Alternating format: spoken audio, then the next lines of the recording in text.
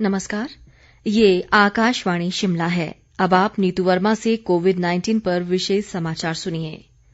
देश में कोरोना संक्रमण से स्वस्थ होने वाले मरीजों की दर बढ़कर 83.3% हो गई है।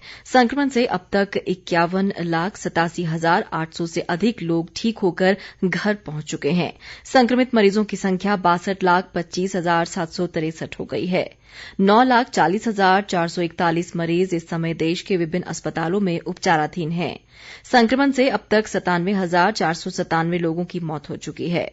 स्वास्थ्य मंत्रालय के अनुसार देश भर में अब तक 7,41,96,729 लोगों के कोरोना नमूनों की जांच की जा चुकी है।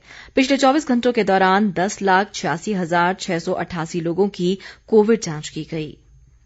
प्रदेश में कोरोना मामलों की संख्या बढ़कर 14,750 हो गई है। स्वास्थ्य विभाग द्वारा जारी बुलेटिन के मुताबिक प्रदेश में अब तक 11,173 लोग उपचार के बाद स्वस्थ हुए हैं, जबकि 3,372 कोरोना रोगी उपचाराधीन हैं।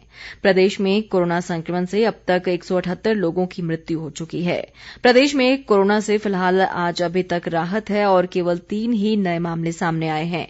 इनमें से 2 सिरमौर जिला से जबकि 1 मामला चंबा जिला से है। राज्य में कोरोना से अब तक 180 लोगों की मृत्यु भी हो चुकी है। मौजूदा समय में कांगड़ा जिले में कोरोना के सर्वाधिक 620 सक्रिय मामले हैं।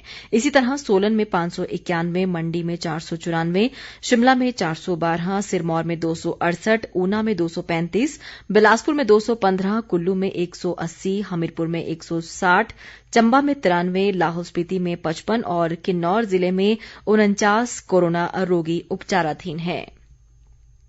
स्वास्थ्य मंत्रालय ने कहा है कि जहां भारत में एक दिन में सर्वाधिक लोग स्वस्थ हो रहे हैं, वहीं कई राज्यों और केंद्र शासित प्रदेशों में एक दिन में स्वस्थ होने वाले लोगों की संख्या नए संक्रमित होने वालों की संख्या से अधिक है।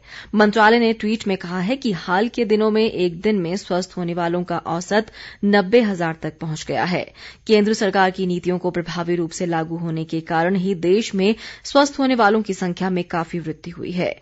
मंत्रालय ने कहा है कि 5T यानी टेस्ट, ट्रैक, ट्रेस, ट्रीट और टेक्नोलॉजी पर विशेष ध्यान देने से अच्छे परिणाम मिले हैं।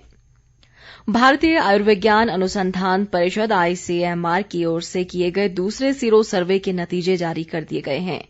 सर्वे में 10 साल या उससे अधिक उम्र के हर 15 व्यक्तियों में से 1 के अगस्त तक कोरोना से संक्रमित होने का अनुमान है। इसके अनुसार कुल आबादी में से बड़ी संख्या में लोग कोरोना वायरस के संक्रमण से प्रभावित हो सकते हैं। ICMR के महानिदेशक डॉ बलराम भार्गव ने कहा कि लॉकडाउन प्रभावित क्षेत्रों में नियंत्रण और लोगों के व्यवहार में बदलाव से संक्रमण को रोकने में काफी हद तक सफलता मिली। उन्होंने कहा कि शहरी झुग्गी बस्तियों में संक्रमण का जोखिम शहरों के गैर झुग्गी इलाकों से 2 गुना और ग्रामीण क्षेत्रों से 4 गुना अधिक था।